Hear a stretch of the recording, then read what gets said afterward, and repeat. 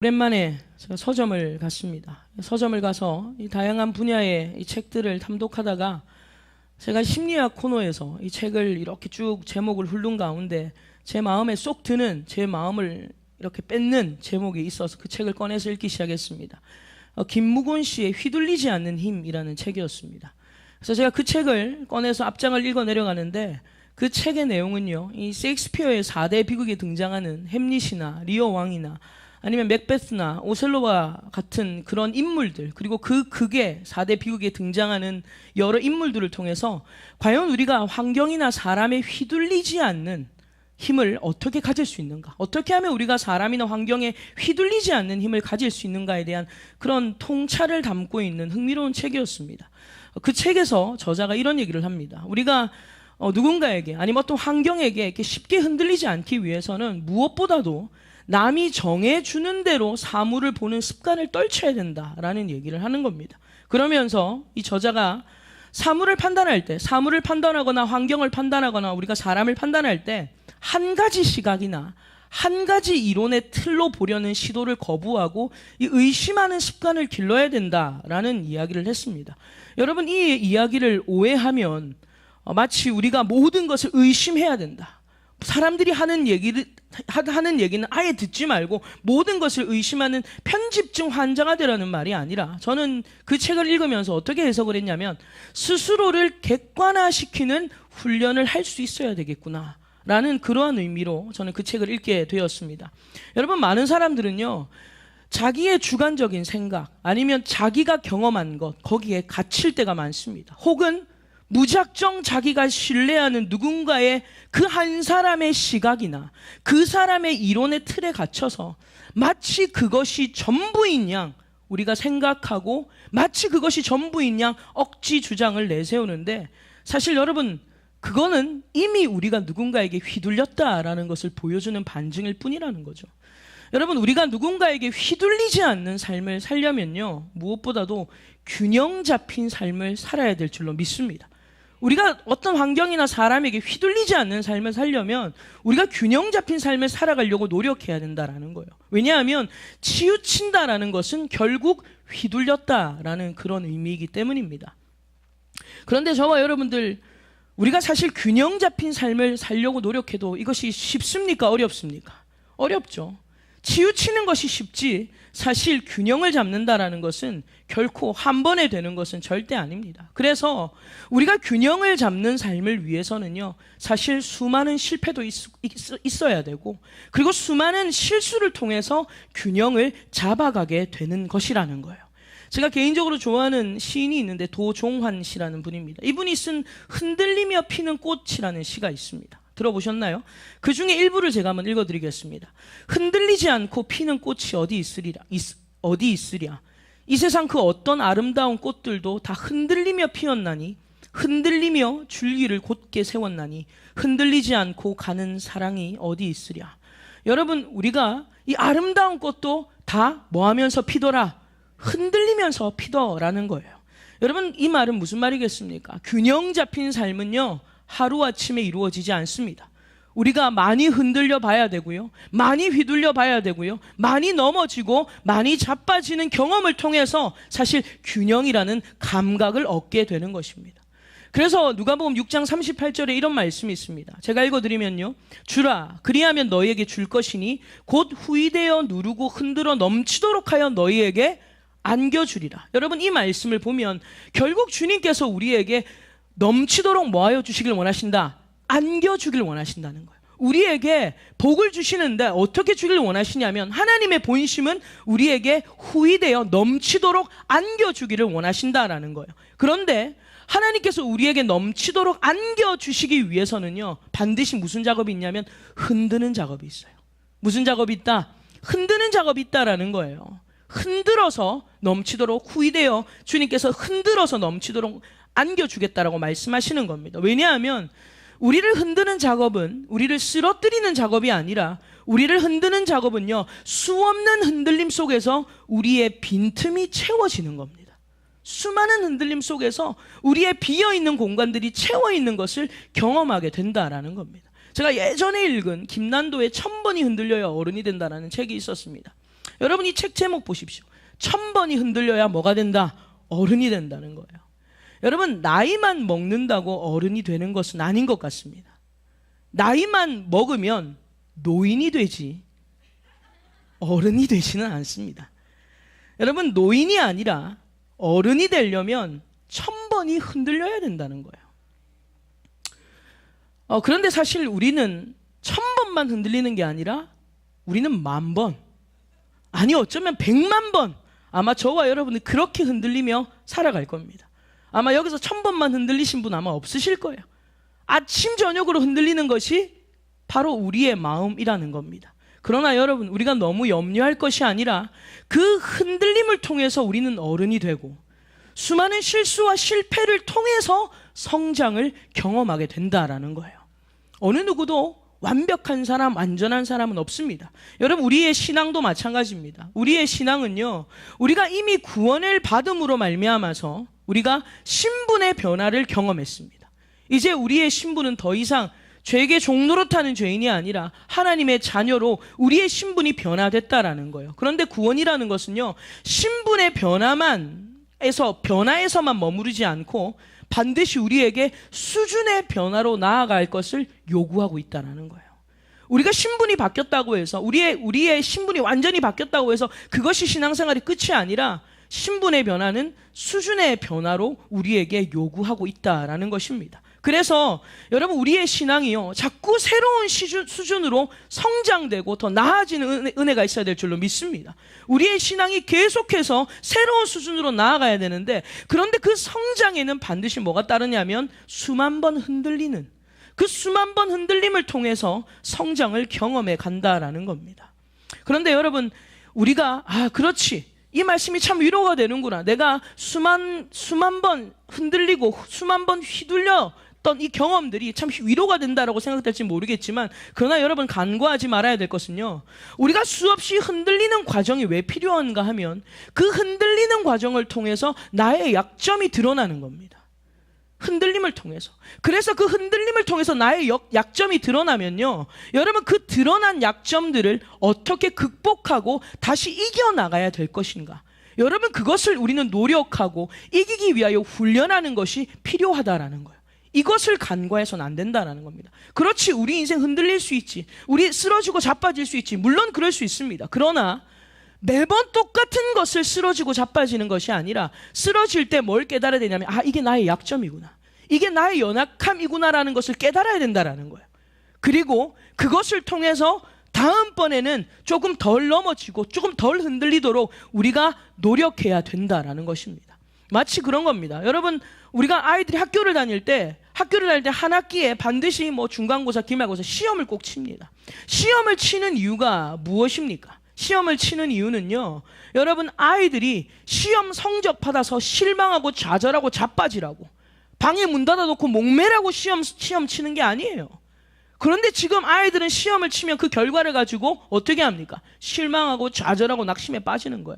시험을 치는 이유는 다른 것이 아니라 나의 약한 부분이 무엇이구나, 지금 나의 약점이 이거구나, 내가 이 과목에는 참 약하구나 라는 것을 우리의 실력을 진단하고 드러내주기 위해서 시험을 치른다라는 겁니다. 여러분 우리의 신앙도 마찬가지. 우리의 삶에 시험이 찾아오는 것은요, 우리의 삶을 주님께서 한 번씩 흔들어 보시는 것은 그것을 통해서 우리 안에 비어있는 것이 어떤 부분인지, 우리의 연약하고 우리의 약한 부분이 어떤 부분인지를 주님이 드러내시고, 그리고 그 드러내신 것을 우리로 하여금 극복하고 이기는 훈련하도록 주님께서 우리를 흔드시는 작업을 하는 것이며, 그것이 바로 훈련의 목적이다라는 것입니다. 아마 이 자리에 계신 저를 포함한 저와 여러분들 모두는요, 우리가 이 세상에 살아가면서 정말 이 세상에서 휘둘리지 않는, 내가 이 세상에서 흔들리지 않는 힘을 갖기를 아마 모두가 다 소망할 겁니다. 그런데 여러분 찬양 중에 이런 가사가 있지 않습니까? 세상의 유혹 시험이 내게 몰려올 때에 나의 힘으로 그것들 모두 이길 수 없네. 거대한 폭풍 가운데 위축된 나의 영혼 어찌할 바를 몰라 헤매고 있을 때. 여러분 우리는 흔들리고 싶지 않습니다. 우리는 견고히 서고 싶은 게 우리의 마음이지만, 근데 사실 우리의 실력은 바로 이 찬양의 가사가 그대로 읊어주고 있다는 거예요. 우리는 흔들리기 싫은데, 그런데 우리는 쉬 동요되고 흔들리고 너무나도 많이 쓰러지고 자빠질 때가 많다라는 거예요. 그러나 한켠에는 흔들리고 싶지 않는 소망이 우리 가운데 있다라는 겁니다. 근데 여러분, 소망이라는 것은 다른 말로 강한 욕망이라는 뜻이에요. 강한 욕망. 소망한다라는 것은 내가 강하게 원한다라는 것 아닙니까? 그런데 이 강한 욕망이 내 것이 되려면 우리는 끊임없이 훈련해야 됩니다. 여러분, 우리가 강한 욕망이 내 것이 되려면 우리는 끊임없이 뭐 해야 된다고요? 훈련해야 돼요. 끊임없이 훈련해서 그것이 내 몸에 완전히 배도록 훈련하는 것 외에는 다른 방도가 없습니다. 예를 들어서 내가 공부를 1등하고 싶어요. 내가 회사 생활하면서 내가 조금 열심히 해서 좋은 성과를 얻고 싶습니다. 여러분, 그것을 강하게 원한다고, 여러분들이 강하게 소망한다고 그것이 내 것이 그냥 됩니까? 아니죠. 여러분들이 좋은 신자가 되고 싶다고, 내가 좋은 성도가 되고 싶다고 강하게 욕망한다고 그것이 여러분 것이 됩니까? 절대 그렇지 않다라는 거예요. 여러분이 가진 그 소망이, 여러분이 가진 강한 욕망이 여러분의 것이 되려면 훈련밖에 없는 거예요. 훈련을 통해서만이 여러분 우리가 소망하는 것들이 이루어지게 된다라는 것입니다. 좀 전에 제가 나누었던 그 찬양의 가사의 후렴이 이렇습니다. 주를 찬양, 손을 들고 찬양. 전쟁은 나에게 속한 것이 아니니 주를 찬양, 손을 들고 찬양. 전쟁은 하나님께 속한 것이니. 여러분, 이런 가사가 있습니다. 여러분, 근데 이 가사가 뭐라고 생각하세요? 주를 찬양, 무엇을 들고 찬양해라? 손을 들고 찬양해라. 여러분, 이 찬양의 가사가 그냥 손만 들고 가만히 있으면 하나님이 다 알아서 하신다, 그런 의미겠습니까? 여러분, 절대 그렇지 않습니다. 저는 이 찬양을 부를 때마다 출애굽기 17장이 생각이 납니다. 출애굽기 17장에 어떤 내용이 담겨 있습니까? 이스라엘이 아말렉과 전쟁을 치르는 것을 여러분 우리는 기억합니다. 여러분, 하나님께서 이스라엘 백성들을 아말렉과 대항하여 싸우게 하는데, 여러분 우리가 그 말씀을 한번 찾아서 같이 읽어보겠습니다. 출애굽기 17장입니다. 출애굽기 17장 8절에서 16절의 말씀을 같이 읽겠습니다. 제가 가진 성경 구약 성경 108페이지고요. 출애굽기 17장 8절에서 16절 우리 같이 한 목소리로 읽습니다. 그때에 아말렉이 와서 이스라엘과 르비딤에서 싸우니라. 모세가 여호수아에게 이르되 우리를 위하여 사람들을 택하여 나가서 아말렉과 싸우라. 내일 내가 하나님의 지팡이를 손에 잡고 산 꼭대기에 서리라. 여호수아가 모세의 말대로 행하여 아말렉과 싸우고 모세와 아론과 훌은 산 꼭대기에 올라가서 모세가 손을 들면 이스라엘이 이기고 손을 내리면 아말렉이 이기더니 모세의 팔이 피곤함에 그들이 돌을 가져다가 모세 아래에 놓아 그가 그 위에 앉게 하고 아론과 훌이 한 사람은 이쪽에서 한 사람은 저쪽에서 모세의 손을 붙들어 올렸더니 그 손이 해가 지도록 내려오지 아니한지라. 여호수아가 칼날로 아말렉과 그 백성을 쳐서 무찌르니라. 여호와께서 모세에게 이르시되 이것을 책에 기록하여 기념하게 하고 여호수아의 귀에 외워 들리라. 내가 아말렉을 없이하여 천하에서 기억도 못하게 하리라. 모세가 제단을 쌓고 그 이름을 여호와 니시라 하고 이르되 여호와께서 맹세하시기를 여호와가 아말렉과 더불어 대대로 싸우리라 하셨다 하였더라. 아멘. 여러분, 이 말씀을 보면요, 하나님께서 이스라엘을 아말렉과 대항하여 싸우게 할 때에 하나님께서 모세를 산꼭대기에 부르십니다. 그리고 하나님의 지팡이를 손에 쥐게 하고 그리고 하나님의 지팡이를 손에 쥔 것을 높이 들게 합니다. 그런데 신기한 것은요, 지팡이를 쥔 손을 높이 들면 누가 이기고? 이스라엘이 이기고, 이 손이 아파서 내려오니까 누가 이기더라? 아말렉이 이기더라는 거예요. 우리가 이 사건을 잘 알고 있지 않습니까? 그러나 여러분, 이 전쟁의 승리는요, 모세가 손을 올리고 있다고 해서 전쟁에 이긴 것이 아니라, 모세가 손만 올리고 있다고 해서 전쟁에 이긴 것이 아니라 지금 전장에 나가 있는, 다시 말하면 우리가 방금 읽었던 말씀에 보면요, 여러분 13절에 보면 지금 여호수아가 칼날로 아말렉과 그 백성을 쳐서 뭐하더라? 무찌르다라는 거예요. 모세가 명한 대로 전장에서 지금 이 여호수아와 이스라엘 군대들이 여러분 그 전장에서 싸움을 하고 있었다라는 겁니다. 여러분, 이것이 바로 균형 있는 신앙이라고 할 수 있는 거예요. 그냥 산꼭대기에 올라가서 손만 들고 있는다고 전쟁에 이기는 것도 아니고, 나가서 아말렉과 열심히 싸운다고 해서 이기는 것이 아니라 우리는 이 두 가지의 균형을 세워야 된다라는 거예요. 분명 모세는 산 꼭대기에서 너무 힘들어서 아론과 훌이 합력하여 손을 드는, 여러분, 하나님께 순종하는 은혜가 있었습니다. 근데 그것이 끝이 아니었어요. 또 다른 순종하는 자가 있었는데 바로 이 여호수아였다라는 거예요. 전쟁터에서 이스라엘 군대와 함께 하나님의 말씀 앞에 순종하며 칼을 들어서 전쟁에서 여러분 이 적군을 무찌르는 자가 있었다라는 거죠. 여러분 바로 이것이 균형 잡힌 신앙이다. 균형이라는 것을 우리 가운데 보여주고 있는 것입니다. 여러분 오늘 본문 이 로마서 8장으로 우리가 다시 돌아가겠습니다. 오늘 본문으로 돌아가서 우리가 지난 시간에 무엇을 배웠는가 하면 우리는 지난 시간에 허무한 데 굴복하고 그리고 썩어짐의 종로로 타는 여러분 이 세상에서 우리가 하는 것이라고는 앞으로 이 세상이 정말 더 좋아질 거야, 더 발전할 거야 라는 기대보다 우리는 이 썩어짐의 종로로 타는 이 세상에서 우리가 하는 것은요 탄식밖에 없다. 그리고 우리가 기다리는 것은 양자될 것, 다시 말하면 곧 몸의 속량을 기다리는 것이다 라는 진리에 대해서 지난 시간에 말씀을 나누었습니다. 여러분 이 세상은요 우리가 아무리 이 세상에서 살아가는 동안 우리가 영원한 것을 꿈꾸고 소망해도 제가 지난주에 말씀드렸죠. 어차피 이 세상은 다 썩어진다는 거예요. 다 썩어지고 전부 다 허무한 것에 굴복하는 것들 뿐이라고 했습니다. 그래서 여러분 우리가 소망하는 것은요 지금 저와 여러분들이 이 자리에서 우리가 소망하는 것은 이 땅의 것이 아니라 이 현세에 얻어지는 것이 아니라 우리가 소망하는 것은요 내세적인 것이고 미래지향적인 것이다 라는 것을 우리가 함께 확인했습니다. 여러분 이 세상에서 아무리 여러분들이 예수 믿고 복 받아서 내가 노후 잘 보내봐야지 아무리 우리가 그렇게 소망해도 땅의 것은 다 썩어지는 것이라고 했어요. 그래서 우리가 소망하는 것은 이 땅의 것이 아니라 그것은 내세적인 것이고 미래지향적인 것이다 라는 것을 말씀을 드렸습니다. 그래서 우리는 비록 이 썩어질 땅에서 우리가 구원은 받았지만 그러나 이 구원의 완성은 이 땅이 아니라 그날에 여러분 이 그날에 이 구원이 완성될 것을 소망하면서 살아가는 자를 뭐라고 부르냐면 그리스도인이라고 부르는 거예요.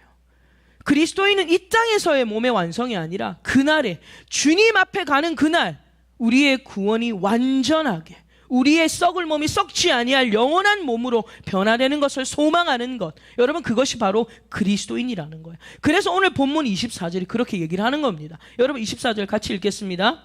우리가 소망으로 구원을 얻었음에 보이는 소망이 아니니 보는 것을 누가 바라리요. 아멘. 보십시오. 우리가 무엇으로 구원을 얻었다?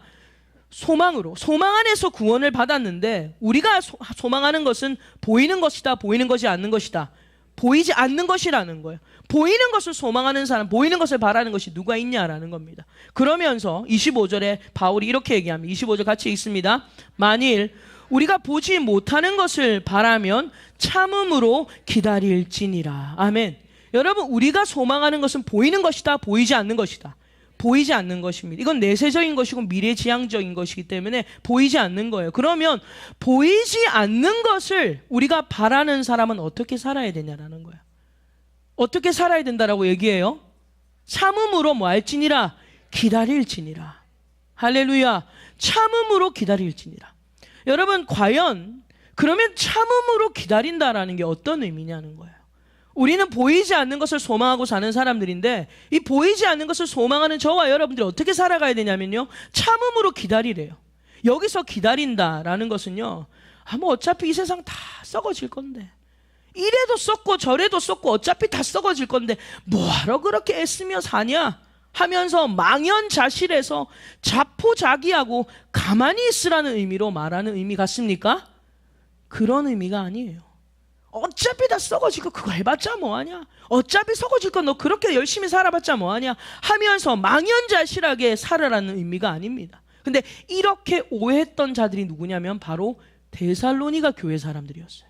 이런 오해를 가졌던 사람들이 데살로니가 교회 사람들이었다라는 거예요. 여러분 데살로니가 교회에서 사람들이 이 재림에 대해서 균형을 잃어버린 신앙을 가진 자들이 있었습니다. 재림에 대해서 올바른 신앙이 아니라 치우친 균형을 잃어버린 신앙을 가진 사람들이 있었다라는 거예요. 이들은요 재림에 대한 거짓 가르침을 받았습니다. 그래서 이들의 확신이요 치우쳐 버렸어요.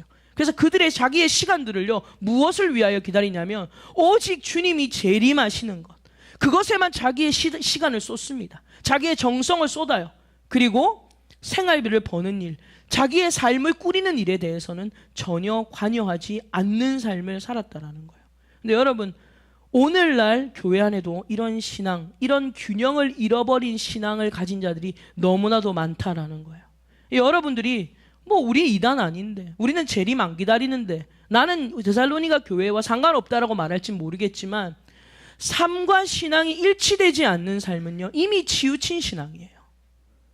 그냥 교회에서만 열심히 하고 교회에서만 주여 주여 부르고 집으로 돌아가서 내가 무엇을 해야 되며 내가 어떠한 현실을 살아가야 되는지에 대해서 전혀 생각하지 못하는 사람들은요, 이미 데살로니가 교회 사람들과 다를 바가 없는 겁니다. 이미 치우쳤고 균형을 잃어버린 신앙이라고 할 수 있겠습니다. 그래서 바울은요, 그 데살로니가 사람들에게 이런 얘기를 합니다. 우리 말씀을 찾아보겠습니다. 데살로니가 후서 3장입니다. 데살로니가 후서 3장 6절에서 12절의 말씀입니다. 우리가 지금 구역 예배 때, 우리 구역 공과 때 데살로니가 전서를 아마 지난주에 배우셨을 거고 이번 주에 후서를 배우게 될 텐데요. 데살로니가 후서 3장 6절에서 12절의 말씀 같이 읽겠습니다. 형제들아, 우리 주 예수 그리스도의 이름으로 너희를 명하노니 게으르게 행하고 우리에게서 받은 전통대로 행하지 아니하는 모든 형제에게서 떠나라. 어떻게 우리를 본받아야 할지를 너희가 스스로 아나니 우리가 너희 가운데서 무질서하게 행하지 아니하며 누구에게서든지 음식을 값없이 먹지 않고 오직 수고하고 애써 주야로 일함은 너희 아무에게도 폐를 끼치지 아니하려 함이니 우리에게 권리가 없는 것이 아니요 오직 스스로 너희에게 본을 보여 우리를 본받게 하려 함이니라. 우리가 너희와 함께 있을 때에도 너희에게 명하기를 누구든지 일하기 싫어하거든 먹지도 말게 하라 하였더니 우리가 들은즉 너희 가운데 게으르게 행하여 도무지 일하지 아니하고 일을 만들기만 하는 자들이 있다 하니 이런 자들에게 우리가 명하고 주 예수 그리스도 안에서 권하기를 조용히 일하여 자기 양식을 먹으라 하노라. 아멘. 여러분, 지금 바울은요, 균형을 잃어버린 신앙을 가진 자들에게 이렇게 권면을 하고 있습니다. 어떻게 권면합니까? 너희가 머리는 하늘에 있어도, 너희가 머리는 소망하고 천국을 소망하고 머리는 하늘에 있어도 너희의 발은 땅에 든든히 디디고 살아야 된다는 거예요. 오늘 이것이 저와 여러분들이 주는 권면인 줄로 믿습니다. 여러분 믿으세요? 우리가 천국을 소망한다고 해서 그저 천국만 바라보면서 우리의 시간과 삶을 쓰는 자가 아니라 우리의 현실을 살아내는 은혜가 있어야 될 줄로 믿습니다. 삶과 신앙이 분리되는 것, 여러분 이것은 이미 데살로니가 교회가 가졌던 불균형의 신앙과 다를 바가 전혀 없다라는 거예요. 여러분, 우리는 비록 하늘을 소망하는 자들이지만 그러나 주어진 현실을 충실히 살아내는 균형을 가져야 됩니다. 천국을 소망하며 주어진 현실을 충실히 살아내야 된다는 거예요. 여러분, 미래를 꿈꾸는 자는요, 미래만 바라보는 자가 아니라 현실을 살아낼 줄 아는 자입니다. 미래를 꿈꾸기 때문에 현실을 살아내는 거예요. 꿈만 꾼다고 그냥 미래에 될 것을 소망한다고 해서 이루어지는 것이 아닙니다. 미래를 바라보는 자는요, 현실을 살아내는 균형 잡힌 신앙을 가져야 될 줄로 믿습니다. 아까 말씀드렸죠, 여러분. 내 진짜 좋은 신앙인이 되고 싶다. 나 하나님의 나라에 들어가서 주님께 칭찬받고 싶다. 그리고 내가 학교에 살아가면 학교에서 공부 잘하고 싶다. 뭐 어떻게 되고 싶다. 우리는 강하게 소망합니다. 돈 많이 벌고 싶다. 그런데 우리는 그런 것을 소망만 하지, 그런 것을 강하게 욕망만 비치지, 그것을 위해서 오늘 내가 무엇을 해야 되는가에 대해서는 전혀 생각하지 않는다라는 것입니다. 그래서 여러분, 바울이 말하는 참음으로 기다린다는 것은요, 아무것도 하지 말고 기다린다는 의미가 아니라 열심히 기다려야 된다는 뜻이에요. 무슨 뜻이다? 열심히 기다려야 된다는 거예요. 너희가 보이지 않는 것을 소망한다면 너희는 열심히 기다려야 된다는 겁니다. 자, 예를 들면 이런 겁니다. 시편 130편의 말씀 우리가 같이 찾겠습니다.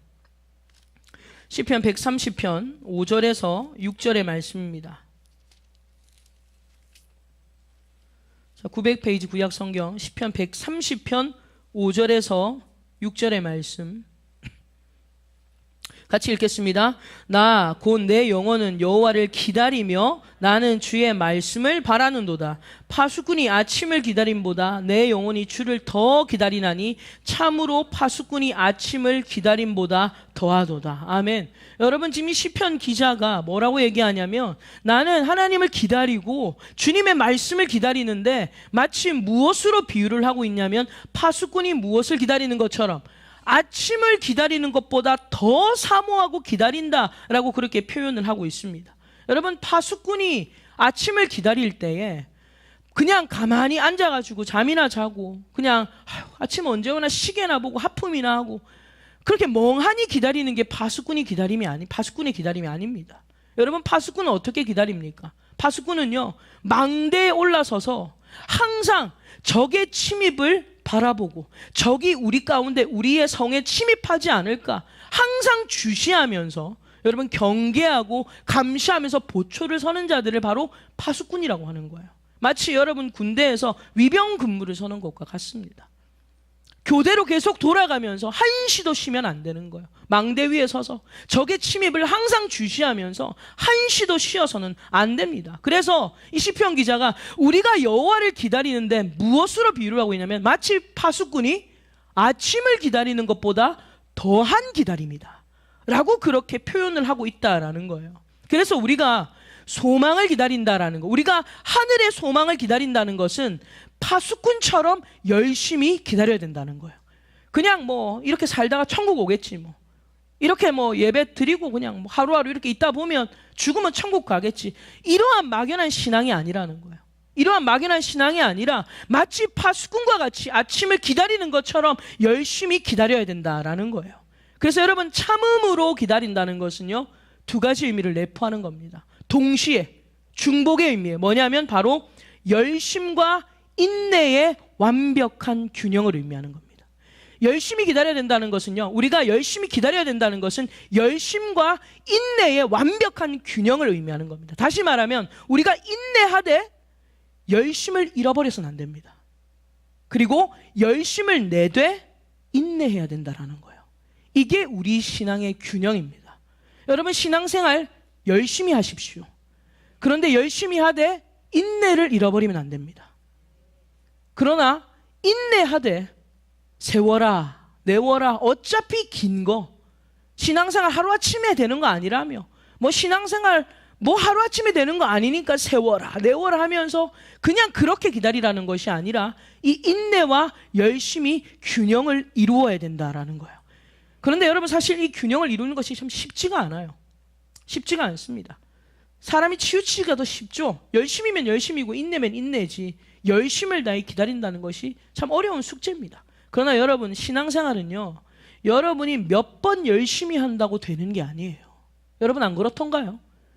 제가 올해는 안 했는데 작년에 2018년도를 시작하면서 하나님께서 금식을 시켜서 제가 3일 금식을 했는데, 여러분, 우리가 살면서 몇 번 이렇게 금식하는 기회들이 있잖아요. 물론 그것이 다 나쁘다는 게 아니라 뭐 잘못됐다는 게 아니라, 여러분, 몇 번 금식이 여러분의 신앙의 전부가 되던가요? 여러분이 금식 몇 번 했다고 해서, 아니면 여러분들이 뭐 철야 몇 번 했다고 해서 신앙생활이 이어지던가요? 그렇지 않다라는 거예요. 열심을 내되 인내해야 되고요. 근데 인내하되 세워라 내워라 보내면 안 된다는 거예요. 이 말이 무슨 말입니까? 우리에게 주어진 시간에 최선을 다해야 된다는 거예요. 그게 신앙생활이라는 거예요. 제가 예를 들어서 두 가지 비유를 드릴게요. 마태복음 25장에 보면 두 가지 비유가 나옵니다. 열처녀의 비유, 그리고 달란트의 비유가 나옵니다. 이 마태복음 25장에 나오는 두 가지 비유를 우리가 한번 생각해 보면요, 열처녀의 비유, 이 열처녀의 비유는요, 이 10명의 처녀가 모두가 다 신랑을 기다리고 있고 손에 등을 가졌어요. 이거는 모두에게 똑같이 주어진 겁니다. 신랑을 기다린다는 조건, 그리고 등을 가졌다는 조건, 이 똑같이 적용이 됩니다. 그런데 신랑이 올 때 그 중에 5과 5이 달라지죠. 5명을 무슨 처녀라고 불러요? 슬기로운 5처녀라고 부르고 5명을 미련한 5처녀라고 불러요. 그런데 뭐 때문에 슬기 있고 지혜롭냐라고 나뉘는가 봤더니 등 안에 뭐가 있더라? 기름이 있더라는 거예요. 슬기로운 5처녀는 등에 기름을 가득 채워서 신랑이 왔을 때 신랑이 준비한 그 잔치에, 혼인잔치에 참여하는 즐거움을 누리더라는 겁니다. 그리고 두 번째 이 비유가 달란트의 비유, 이 일맥상통한 건데요, 여러분, 주인이 떠나면서 종들에게 5달란트, 2달란트, 1달란트를 주고 주인이 잠시 타국에 떠납니다. 그리고 돌아왔는데, 여러분, 이 달란트를 받은 사람들 중에서 남겨놓은 자들이 있는 거예요. 5달란트 받은 사람, 2달란트 받은 사람은 자기에게 주어진 것을 열심히 해서 남겨놓았습니다. 그들은요, 주인에게 칭찬을 받고요, 주인의 즐거움에 참여하게 됩니다. 그런데 1달란트를 받은 사람은요, 그것을 땅에다가 묻어두는 거예요. 그냥 땅에다가 묻어두는 겁니다. 그리고 주인이 돌아왔을 때 그는요 책망을 받고요, 있는 것마저 빼앗기고요, 어두운데 내쫓김을 당했다라는 거예요. 여러분, 이 두 가지 비유가 우리에게 무엇을 얘기하고 있냐면, 우리에게 주어진 시간은 다 동일합니다. 우리에게 주어진 여러분 시간은 동일한데, 그 시간 동안, 여러분 하루 24시간이라는 것은 다 우리에게 동일하게 주어진 시간 아닙니까? 그런데 그 주어진 시간은 동일한데, 그 시간 동안에 기름을 채울수록 또는 달란트를 열심히 남길수록 나중에 하나님 앞에 설 때 결과가 달라진다는 거예요. 여러분 믿으세요? 우리가 우러러보는 위대한 영웅들, 위대한 믿음의 선조들이 우리랑 시간이 달랐습니까? 그들은 25시간 살았고 우리는 24시간 살아서 우리가 부족한 거예요? 그렇지 않다라는 거예요. 우리에게 주어진 조건은 다 동일합니다. 주님이 원하시는 것은 주어진 시간 동안 너희가 얼마나 열심히 인내하는가, 주님께서 그것을 보시겠다라는 거예요. 근데 저는 그 두 가지 비유를 제가 다시 마태복음 25장을 묵상하다가 이 비유랑 비슷한 옛날 이야기가 생각이 났습니다. 옛날에 책에서 읽었던 내용이었는데요, 옛날에 어느 부자가요 하인들을 불러 모읍니다. 하인들을 불러 모아서 새끼를 꼬라는 거예요. 새끼를 꼬라는 명령을 이렇게 내립니다. 그런데 이 명령을 내리면서 이렇게 얘기합니다. 되도록이면 가늘고 길게 꼬아라. 그렇게 이 하인들에게 지시를 내리고 주인이 잠시 나갑니다. 그리고 이 명을 받은 하인들은요 열심히 새끼를 꼬는데, 충성된 하인들은요 주인의 명대로 열심히 가늘고 길게 꼬아요. 그런데 이제 마음에 불평이 많은 사람들, 불만이 많은 사람들은요 막 씩씩거립니다. 일도 많아 죽겠는데 뭔 놈의 새끼까지 또 꼬라 그러냐. 얼마나 불평을 하는지. 불평을 하면서 새끼를 꼬니까 새끼가 잘 꼬아집니까? 안 꼬아지는 거예요. 그래서 막 울퉁불퉁하게 막 대충 새끼를 꼬았습니다. 그리고 주인이 돌아왔습니다. 근데 주인이 뭐라고 말하냐면 엽전을 툭 던져주면서 너가 꼬은 새끼에 이게 들어가는 대로 다 꽂으라는 거예요. 와, 생각하면 해도 아찔하죠 여러분. 근데 여러분 생각해 보세요. 주인이 말한 대로 얇고 길게 새끼를 꼬은 사람은요 엽전을 꿰일 수 있는 만큼 다 꿰는 거예요. 그런데 투덜투덜 불평하면서 뭐 이것도 하라 그러구나, 또 이것도 하라 그러나, 투덜이들. 여러분 여기 투덜이들 많으시죠? 뭐만 시키면 투덜투덜대고, 훈련 받으라 그러면 투덜투덜대고, 어떻게든 도망만 가려고 하는 거예요. 엽전이 꿰집니까? 엽전이 들어갈 구멍이 없어요. 여러분 새끼가 완전히 이상하게 꼬아져가지고 중간에 울퉁불퉁하게 꼬아지니까 그 사람은요 아무리 이 엽전을 꼬아도 중간중간에 듬성듬성 몇 개밖에 못 꼬는 거예요. 여러분 이 이야기가 우리에게 주는 교훈들이 있습니다. 우리에게 앞으로 주어진 시간, 저와 여러분들에게 주어진 이 시간이 얼마인지 우리 아무도 몰라요. 우리가 가져야 되는 관심은요 나에게 시간이 얼마나 주어졌느냐에 대한 관심보다 현재 주어진 오늘에, 현재 주어진 시간에 맡겨진 것을 충실히 살아내는 사람은요 앞으로의 시간을 거머쥐게 된다는 거예요. 여러분 믿으세요? 오늘 이 예배의 시간을 우습게 여기지 않기를 주님의 이름으로 부탁드립니다. 뭐 매주 드리는 예배, 뭐 매주 듣는 말씀, 여러분 오늘 우리에게 주어진 이 현실을 살아낼 줄 아는 자가 앞으로의 여러분의 시간을 거머쥐게 된다는 거예요. 그래서 우리에게 이 주어진 삶의 자리에서 우리의 현실을 회피하지 말고 여러분 날마다 성도로 현실을 살아낸다는 겁니다. 근데 저는 그렇게 생각해요. 꼭 무슬림권에 가서 여러분 목숨을 막 바치고 아니면 막 포로로 끌려가서 끝까지 신앙을 지키기 위해서 목숨을 바치는 것만이 대단한 신앙은 아니라는 거예요. 꼭 그것만이 대단한 신앙이 아니라 저는요 오늘 이 시대에 정말 위대한 신앙인들은요 나에게 주어진 삶의 자리에서 매일을 치열하게 살아내는 것이 저는 정말 위대한 신앙인이라고 생각합니다. 여러분들이 직장에서, 여러분들이 가정에서, 직장생활 하면서도 다른 사람 다 사기치고 거짓말하는데 나는 그래도 믿는 사람이라고 그 자리 지켜내려고 고군분투하는, 저는 그런 성도들이 진짜 위대한 신앙인이라고 생각해요. 가정에서 부모 봉양하고 때로는 자식들 키우면서 힘들고 버겁지만 그래도 말씀으로 자녀들 키우려고, 그래도 내 신앙 지키려고, 예배 자리 빠지지 않으려고 애쓰면서 시간 쪼개면서 어떨 때는 아이 들쳐업고 교회에 달려오는 저는 여러분들의 삶이 정말 위대한 신앙이라고 생각합니다. 여러분 꼭 어디 가서 목숨 바쳐야 됩니까? 꼭 어디 선교지, 위험한 선교지 가야만 위대한 사람입니까?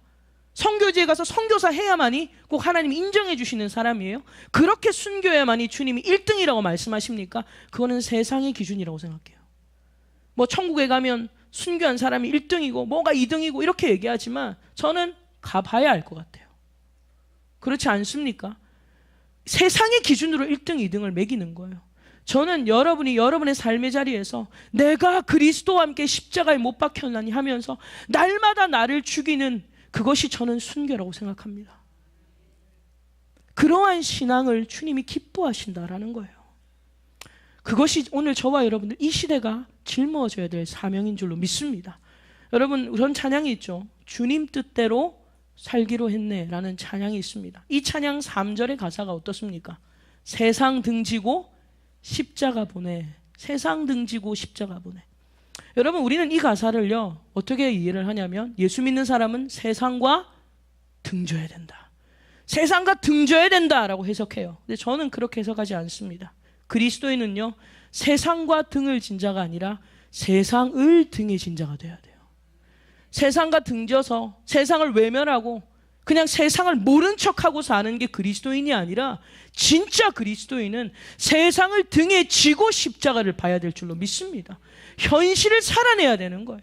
오늘 이 하루를 죽을 듯이 살아내는 것, 힘들어도 살아내는 것, 여러분 그것이 진짜 위대한 신앙인 줄 믿습니다. 그래서 여러분 그리스도인들은요 세상 가면 세상에 나가서 에이 저 믿지 않는 사람 하면 등 돌리며 사는 게 아니라 우리는 그들을 짊어지고 세상을 등에 지고 우리는 십자가를 바라봐야 될 줄로 믿습니다. 여러분 오늘 말씀을 정리하면서 이 존 웨슬리와 함께 감리교 운동을 주도하고 또 18세기 미국의 제1차 대각성 운동에 큰 가마를 끼쳤던 인물이 있었습니다. 영국 성공의 사제였고요. 그리고 선교사였고 뛰어난 설교가였던 조지 휘필드라는 사람이 있습니다. 이 조지 휘필드라는 사람이 이런 이야기를 했습니다. 나는 쓰지 않아 녹슬어 없어지기보다 주님을 위해 쓰다 닳아서 없어지기를 원한다. 여러분 이것이 우리의 믿음의 고백이 되셨으면 좋겠어요. 그냥 천국을 소망한다는 이유로 막연히 기다리고만 있는 삶은 제껴놓고 뭐 자식들 돌보는 거 제껴놓고 직장생활하는 거 대충 하고 어차피 이러나 저러나 다 썩고 천국 갈 건데 이러면서 우리의 시간을 낭비하는 녹쓰는 인생이 아니라 천국을 소망하기 때문에 하나님의 나라를 소망하기 때문에 하루하루를 주님을 위해서 열심히 쓰다가 닳아서 없어지는 여러분 그런 인생이 되는 저와 여러분 되시기를 주님의 이름으로 축원합니다. 여러분 우리에게 천국 소망이 있다는 것은요 천국만 바라보는 것이 아니라 우리의 발이 땅에 든든히 세워져서 오늘의 현실을 여러분 살아내는 은혜가 있기를 주님의 이름으로 축원합니다. 우리 주님께 영광의 박수 올려드리겠습니다. 할렐루야.